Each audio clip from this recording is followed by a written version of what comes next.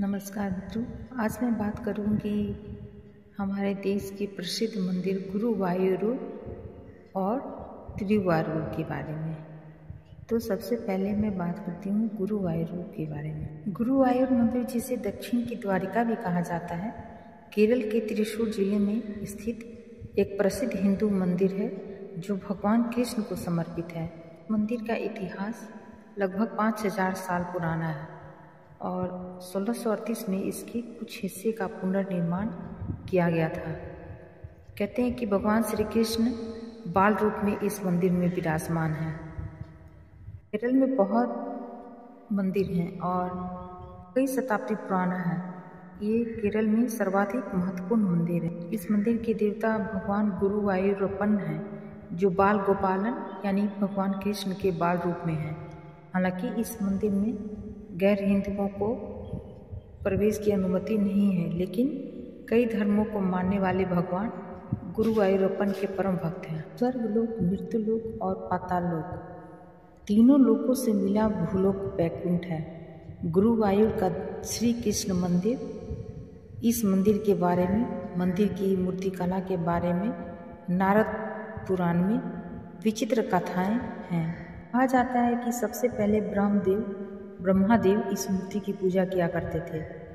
पुत्र के द्वारकाधीश बनने के बाद पिता वासुदेव ने अपने पुत्र को यह मूर्ति दे दी। अपना अंतिम समय पास आते देख श्री कृष्ण परमात्मा ने अपने प्रिय मित्र उद्धव को इसे प्रसादित कर भूलोक छोड़कर गोलोक चले गए।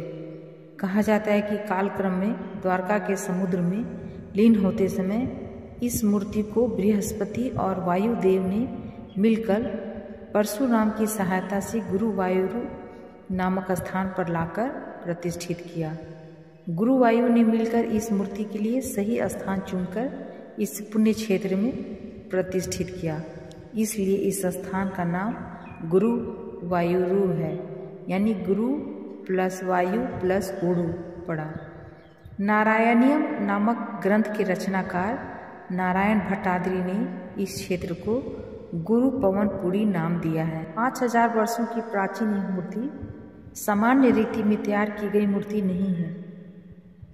पातालांजनम नामक एक विशिष्ट पदार्थ से यह दिव्य मूर्ति तैयार की गई है। कहा जाता है कि गुरु और वायु जब परशुराम से मिलकर इस स्थान पर आए थे, तब शंकर यहाँ तपस्या कर रहे थे। शंकर ने उस मूर्ति को देखकर उसके लिए सही स्थान कहा था। बाद में वे गुरु और वायु को आशीर्वाद देकर स्वयं दूसरे स्थान पर चले गए। इससे पहले रुद्र तीर्थ के नाम से विख्यात यह पुण्य क्षेत्र आज गुरुवायूर के नाम से प्रसिद्ध हुआ। यहाँ के स्वामी गुरुवायूरप्पन के नाम से प्रसिद्ध हुए। स्वामी की मूर्ति बहुत ही भव्य है। शंख, चक्र, गदा और पद्म चारों हाथों में धारण कर तुलसी माला गले में डाले तो की इच्छाओं को बिना मांगे पूरा करने के लिए तैयार बैठे बाल कृष्ण को देखते ही ऐसा लगता है कि पापों का हरण हो गया। 3 बजे से लेकर रात्रि 10 बजे तक पूजाएं होती ही रहती हैं और दोपहर के वक्त विवाह के कार्यक्रम ज़्यादा किए जाते हैं। बड़े लोगों का मानना है कि जो यहाँ विवाह करते हैं उनका जीवन सुखमय होता है। ये लोग मन्नत मांगते हैं और मन्नत की पूर्ति होने पर वे तुला भार कराते हैं। तराजू में एक ओर बैठकर दूसरी ओर चांदी, सोना या उनकी पसंद की वस्तु तौलकर भगवान को समर्पित करते हैं। जमाने से भगवान को समर्पित ऐसे कई आभूषण अब भी मंदिर में रखे हुए हैं। तभी सभी वस्तुओं को सुरक्षित रखने के लिए मंदिर में अलग कमरा है, उसके पास कोई नहीं जाता। कहा जाता है कि इसमें पंचनाग नामक 5 सांप रहते हैं। इस मंदिर में संगीत, नृत्य आदि कार्यक्रम भी होते रहते हैं। रुद्र तीर्थ में स्वामी का अभिषेक किया जाता है। शाम को जुलूस निकाला जाता है। जयदेव का गीत गोविंद यहाँ प्रसिद्ध ग्रंथ है। यहाँ पर श्री कृष्ण जन्माष्टमी बहुत ही वैभव के साथ मनाई जाती है। इतना ही नहीं, यहाँ पर एकादशी से संबंधित त्यौहार भी मनाए जाते हैं। इस मंदिर में हाथियों को मुख्य स्थान प्राप्त है। हाथियों की प्रतियोगिताएं भी उत्साह के साथ आयोजित की जाती हैं। गुरुवायूर बहुत महिमा वाला क्षेत्र कहलाता है। इसीलिए यहाँ नियम आचार ज़्यादा हैं। परमार्थिक वैभव के साथ समृद्धि में भी यह पुण्य क्षेत्र भूलोक वैकुंठ है। दक्षिण की द्वारका का नाम देकर भक्तगण इसकी प्रशंसा करते हैं। दूसरा मंदिर तिरुवारूर। गुरुवायूर केरल में प्रतिष्ठित कृष्ण क्षेत्र है, तो तिरुवारूर तमिल देश में कावेरी के तट पर तंजावुर के समीप स्थित त्यागराज क्षेत्र है। कर्नाटक संगीत को नवीन स्फूर्ति प्रदान करने वाले भक्त गायक शिरोमणि त्यागराज का यह जन्म स्थान है। यहाँ त्यागराज के नाम पर एक शिवालय भी है। इसी मंदिर में संतान के लिए उनके माता पिता ने पूजा की थी। तंजावुर से 60 किलोमीटर की दूरी पर स्थित यह शिवा क्षेत्र काफ़ी प्राचीन है, नहीं काफ़ी विशाल भी है। बाहर की दीवारें 846 फुट लंबी तथा 666 फुट चौड़ी हैं। दक्षिण देश के मंदिरों में यह सबसे बड़ा मंदिर है। यहाँ पर कमलालय नामक बड़ा सरोवर है, उसके बीचों बीच कमलाविका मंदिर भी है। कहा जाता है कि इससे बड़ा आलय तट और कहीं नहीं है। लोगों का मानना है कि मुचिकुंद महाराज ने इस मंदिर का निर्माण करवाया था। चिलेश्वर नामक इस लिंग की स्थापना भी उन्होंने ही की थी।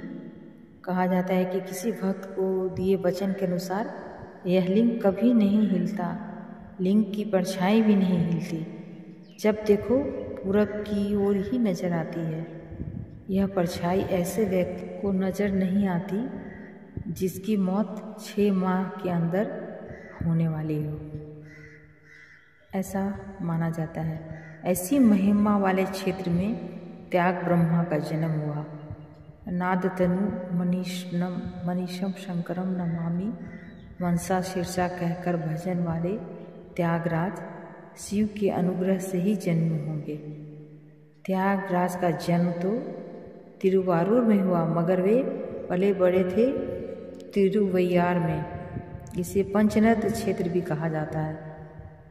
3-4 शताब्दियों से त्यागराज की कर्नाटक संगीत की वाणी में लिखे गए संकीर्तन देश काल और भाषा भेदों को पार कर नाद ब्रह्मा की सेवा करने के नए दृष्टिकोण को विकसित कर रहे हैं। भारत में भगवान गणेश को समर्पित बहुत चमत्कारिक मंदिर हैं, लेकिन यह मंदिर इसका पौराणिक महत्व है।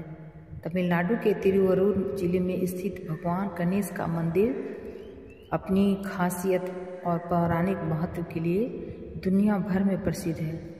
यह मंदिर बाकी मंदिरों से बिल्कुल अलग है। जहाँ हर मंदिर में भगवान गणेश गज रूप में विराजमान हैं, तो वहीं इस मंदिर में भगवान की पूजा इंसान के रूप में की जाती है। ऐसी मान्यता है कि भगवान शंकर ने एक बार क्रोधित होकर भगवान गणेश की गर्दन को काट दिया था। इसके बाद भगवान श्री गणेश को गज का मुख लगा दिया गया। हर मंदिर में भगवान गणेश की गज रूप में प्रतिमा स्थापित है, लेकिन आदि विनायक मंदिर में भगवान गणपति के इंसान के चेहरे वाली प्रतिमा स्थापित है। गज मुख लगाए जाने से पहले भगवान का चेहरा इंसान का था, इसलिए विनायक मंदिर में उनके इस रूप की पूजा होती है।